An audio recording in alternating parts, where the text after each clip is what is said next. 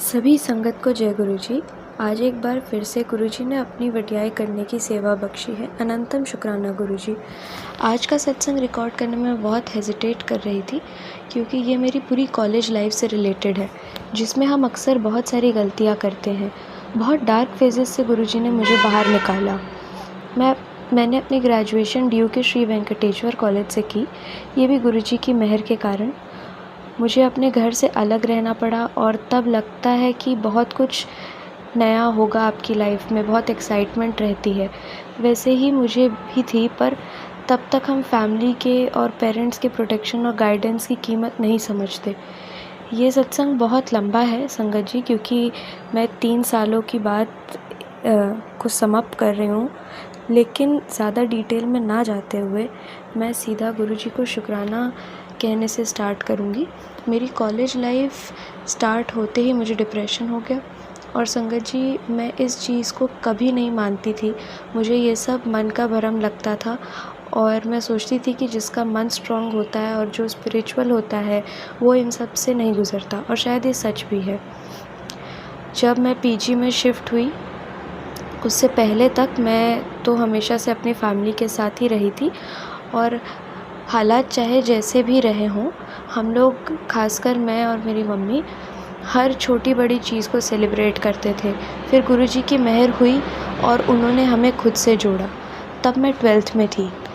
Covid का time था, मतलब वो शुरू होने वाला था, उससे पहले का समय था।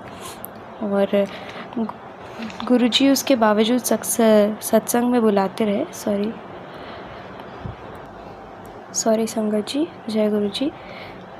तो गुरु जी उसके बावजूद हमें सत्संग में बुलाते रहे। हम लोग उस टाइम गुड़गांव में रहते थे, मैं और मेरी मदर। हम लोग अक्सर बस 2 लोग में भी सत्संग कर लिया करते थे, और गुरु जी की इतनी मेहर होती गई कि हम लोगों को मतलब अपने घर में सत्संग करवाने का मौका मिला। एक बार नहीं, कई बार। और मैं जब दिल्ली शिफ्ट हुई, ये सब कुछ छूट गया। उस समय तो मैं बस अपनी सो कॉल्ड फ्रीडम को एंजॉय कर रही थी, तो रियलाइज़ भी नहीं हुआ। नितनेम छूट गया।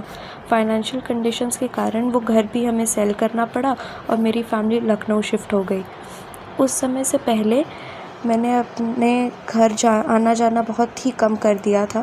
फैमिली से जुड़ाव कम हो गया था। डिप्रेशन का डायग्नोसिस हुआ और फिर मेरी मेडिसिन स्टार्ट हो गई। बहुत डार्क फेज़ था संगत जी। मैं पहले तो डिनायल में थी कि मुझे ऐसा कुछ नहीं हो सकता, फैमिली से पूरा, लेकिन मुझे सपोर्ट मिला उसके बावजूद भी। पापा, मम्मी, मेरे भाई, सब ने मेरा बहुत साथ दिया। लेकिन उस समय तो मेरे दिमाग पे पत्थर रखा हुआ था कि फैमिली से ज़्यादा दोस्त सगे लगते थे, वो लोग ज़्यादा इम्पोर्टेंट हो गए थे। नाम तो छूट ही गया था, पर गुरुजी ने फिर भी बड़े मंदिर बुलाना शुरू कर दिया। जाती तो मैं थी, पर वो भाव नहीं था। कॉलेज में टीचर्स के साथ भी मेरी मिसअंडरस्टैंडिंग्स बढ़ती गई। क्लासेस लेना मैंने छोड़ दिया था और डर के कारण एग्ज़ाम्स भी छोड़ दिए। और मैं 12th तक हमेशा से 95% प्लस होल्डर ही रही हूँ। तो वो एक प्रेशर और डर भी था कि कॉलेज में तो एकेडमिक सब ख़त्म कर लिया मैंने। धीरे धीरे बड़े मंदिर जाते, लंगर प्रसाद, चाय प्रसाद, जल प्रसाद खाते हुए विदिन 1 मंथ ही मेरे डिप्रेशन की दवाई छूट गई। उसके साइड इफ़ेक्ट्स, हार्मोनल इम्बैलेंस, ये सब काफ़ी बढ़ गया था। उसके बाद से जब होश आया तो गुरुजी के पास गई, बहुत रोई। फिर उन्होंने कोप अप करने की ताकत दी और मैं आगे बढ़ पाई। कुछ समय बाद कुछ बहुत ख़ास रिश्तों से भी गुरुजी ने मुझे दूर कर दिया। मेरी लाइफ में एक और बड़ा झटका था ये, कि अभी तो मैं होश में आई ही थी कि ऐसा हो गया, लेकिन गुरुजी ने मुझे उस समय खुद से जोड़ लिया। अमृत वेले की दात बख्शी, शिव महापुराण सुनवाया और मेरी लाइफ तो जैसे चेंज ही हो गई थी। सेल्फ़ लव, सेल्फ़ केयर करना आ गया। एकेडमिक्स इम्प्रूव हो गए। टीचर्स के साथ वापस से अंडरस्टैंडिंग हो गई। सब सही चल ही रहा था। और इसके लिए उससे पहले तो मैं ऐसे दुख का शुक्राना करती हूँ गुरुजी से कि जिस दुख ने मुझे आपसे जोड़ा गुरुजी, उसका अनंतम शुक्राना। तो सब सही चल रहा था कि मैंने फिर कुछ ब्लंडर्स कर दिए प्रभाव में आके, चाहे जैसे भी। अमृत वेला नितनेम फिर छूट गया और मुझे मेरे final year and same exam से पहले टाइफाइड हो गया।